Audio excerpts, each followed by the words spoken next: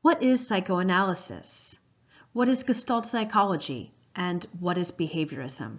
In this video, you'll learn about each of these schools of thinking within the field of psychology. And then along came probably one of the most famous psychologists.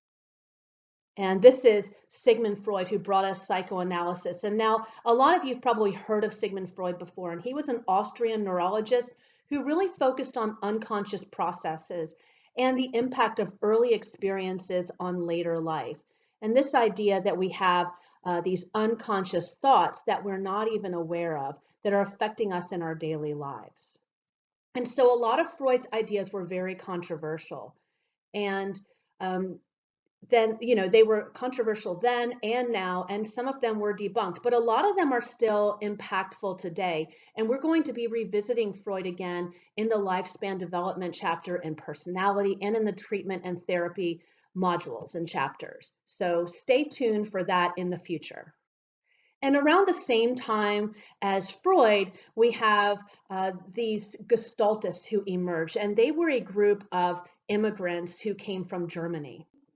They came to the United States actually to escape Nazi Germany, and they developed the idea that we have sensation and that we have perception, and that we have all of these various bits of information or sensory information that are bombarding us at all times. But how those pieces come together as a whole is the process of perception.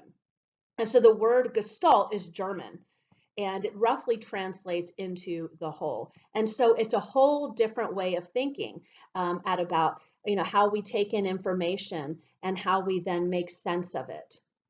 And we're going to be looking more at this in the sensory and perception module in the future. And so there's another school that came along to counter these schools that we've just talked about.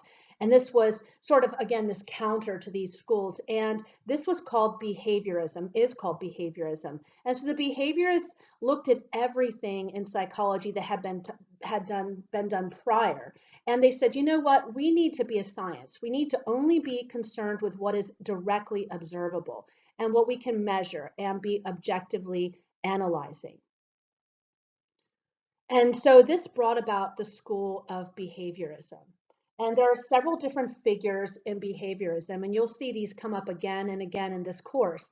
And these are some very famous, well-known people like Ivan Pavlov. And you may have heard of Ivan Pavlov and his dog. So Pavlov was a Russian physiologist who studied what we call reflexes. And he initiated the idea of classical conditioning, that new reflexes can be taught through association.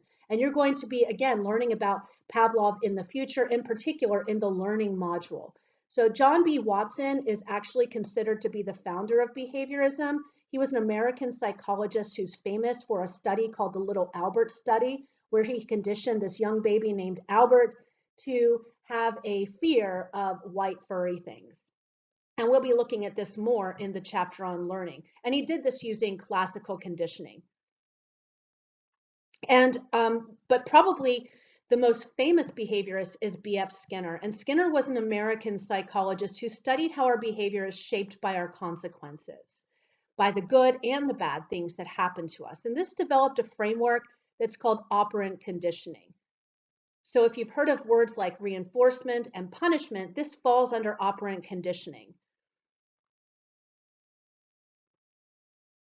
So then, as you can surmise here, the behaviorists, they wanted to be strictly concerned with behavior. They wanted to be focused on what can be manipulated, what can be changed and observed in an objective manner. In this video, you've learned about structuralism and functionalism. In the next video, you'll be given an overview of psychoanalysis, Gestalt psychology, and behaviorism.